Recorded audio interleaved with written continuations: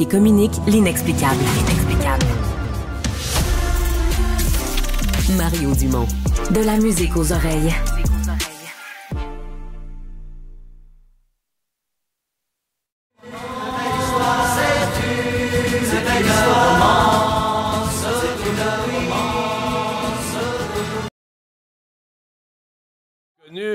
La belle histoire, Michel Fugain qui est avec nous. Avec oui, la belle histoire superposée. Il y avait un mash-up. J'apprends ça, si jamais tu l'as quelque part, on le remettra. Ah ouais. C'est mieux comme ça. C'est une romance.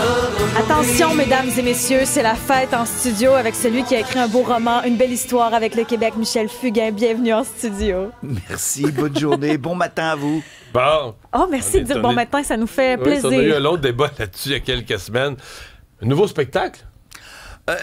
Donc je peux pas dire grand-chose parce que en vous quittant, je rejoins Claude Larrivée avec lequel on est en train de bosser. C'est lui qui est responsable.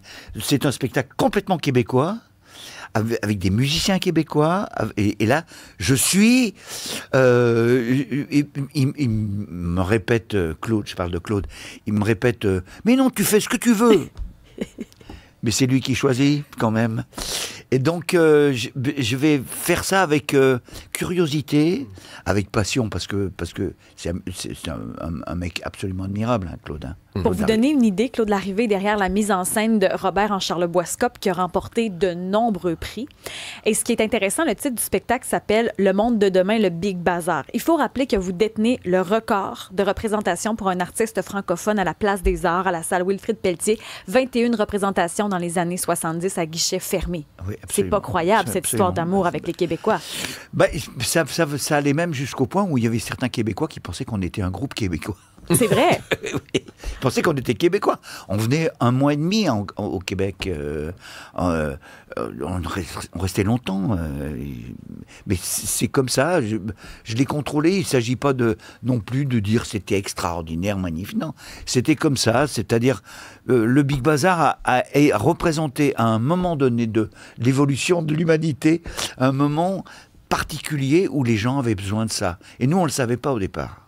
Voilà, c'est ça. Est-ce que vous vous en rendiez compte quand vous le viviez? Pas du tout. Pas du tout. On n'a rien changé à nos habitudes. C'est-à-dire que quand on n'était pas en tournée, on retournait travailler 4 heures par jour à l'Olympia, hein, puisqu'on était au 4e étage de l'Olympia de Paris. Et on se rendait pas compte. Non seulement on se rendait pas compte, mais on s'en foutait un tout petit peu. Il y avait qu'un truc qui nous plaisait, c'était que ça marchait, ça fonctionnait. Donc quand ça fonctionne, la machine à idées multiplie son activité, quoi.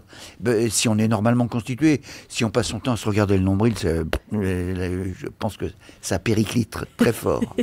Mais là, c'est un peu ça qu'on veut recréer avec le nouveau spectacle qui va être présenté l'année prochaine. C'est le monde de demain, le Big Bazar, avec tous ces musiciens sur scène. Si on va jusqu'au bout de cette appellation-là, qui risque de ne pas exister longtemps... Ah oui, hein? Ça pourrait être un titre de travail. Mais là, le Big Bazar, on peut pas enlever ça. Je crois que c'est un titre qu'on vous a filé pour vous filer quelque chose. Mais si on regarde bien, le monde actuel, c'est un Big Bazar. Oui. C'est un Big Bazar. Mais non, en fait, l'autre jour, j'arrive et Claude était là, et bien sûr, et on commence à parler, on commence à spéculer. Et je lui dis, tu sais, j'ai un spectacle qui marche l'enfer de l'autre côté de l'Atlantique. Qu'est-ce que tu me fais faire là? Qu'est-ce que tu attends de moi? Et on commençait à affiner. Il sent que je suis un tout petit peu réticent à faire n'importe quoi. Et d'un coup, il me dit, mais non, parce qu'on avait parlé de ce que je vais évoquer là. Il dit, c'est un préquel. Le préquel de quoi? Le préquel d'un truc qui va arriver dans 2 ans, il m'a dit, et qui a pour titre, et ça risque d'être plus long que le Big Bazar et machin. Le monde de demain, le Big Bazar. Ouais.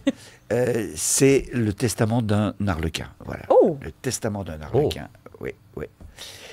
Mais ça veut dire quoi, un dernier spectacle? Moi, je le construis. Ça s'appelait l'Oméga Show. Dans ma construction à moi, ça s'appelait l'Oméga Show. Et puis il a écouté, il fait, c'est pas un show. C'est une comédie musicale. Et le mot comédie musicale, ça me tarabuche, j'aime pas ça. Ça m'énerve. L'idée même de la comédie musicale traitée maintenant, c'est pas mon truc. J'aime pas ça, ça me fout un peu des boutons. Et en cherchant, je lui ai proposé et il a accepté en riant. Ça s'appellera une bouffonnerie musicale. Oh! Une bouffonnerie musicale. Un nouveau genre qu'on crée. À partir du moment où il y a un Harlequin, on peut imaginer que la bouffonnerie est tout à fait justifiée, quoi. Harlequin, donc vous avez envie de composer une histoire d'amour peut-être avec ce spectacle-là? Moi, je ne serais que le montreur d'ours, j'ai bien peur. C'est-à-dire que je vais chanter 5 chansons, je parle dans le testament, hein. Je vais participer, mais l'artiste principal, en l'état, l'artiste principal, c'est une troupe. Ouais. Et là, pour celui... Vous ralentissez pas, parce que vous êtes dans un 83 spectacle en montage, puis un autre qui est en vue d'un autre dans 2 ans. Et c'est là où... Vous ralentissez pas du tout, là? Non, ben non. Et c'est là où Claude m'a accueilli, c'est-à-dire que moi je suis complètement dans le testament, et lui, il monte un spectacle pour le Québec, et il me dit, c'est le préquel.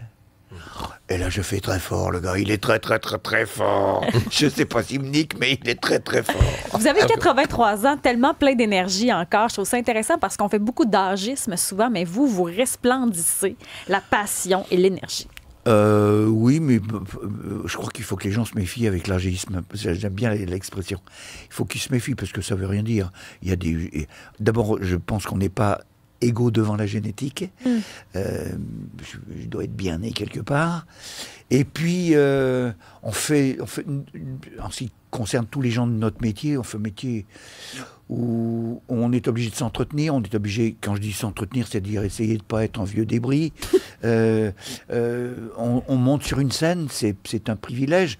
Vous m'auriez vu, il y a 3 ans, descendre d'une scène où on venait de faire spectacle. Il y avait 2 mecs qui étaient obligés de me tenir pour descendre l'escalier de la scène. Pourquoi? Parce que j'avais un genou qui foirait. Et on m'a mis un genou en titane. Ouais, là, titane, ça va mieux. On est bon pour un autre 80 ans avec ça. Absolument. Il y a Lise, j'ai vu son show, le Big Bazar, j'en ai encore des frissons. José, bonjour Monsieur Fugain, à tous les auditeurs, allez le voir, excellent spectacle. Il nous fait le même effet que Jean-Pierre Ferland, envoûtant, enivrant. Donc ce spectacle que vous préparez, c'est gentil de citer Jean-Pierre. Ouais. On voit ça quand au Québec, là? Pardon? On voit ça quand au Québec, ce nouveau spectacle en préparation? Au printemps. Au Du printemps? 31 au mars printemps. au 4 avril et du 21 au 25 avril, il y a 2 blitz. C'est un total de 10 dates, finalement, à la Place des Arts. Parce que, d'après ce que j'ai compris, c'est quand même un gros bousin. Hein. Il y a des projections, des trucs. Il veut faire quelque chose autour à la fois des chansons, à la fois de Fugain, l'artiste, quoi, de scène. Il veut faire quelque chose. Il est dans la catégorie des spectacles comme celui de Robert. J'ai vu celui de Robert à Paris. Fantastique. C'est terrible, quoi.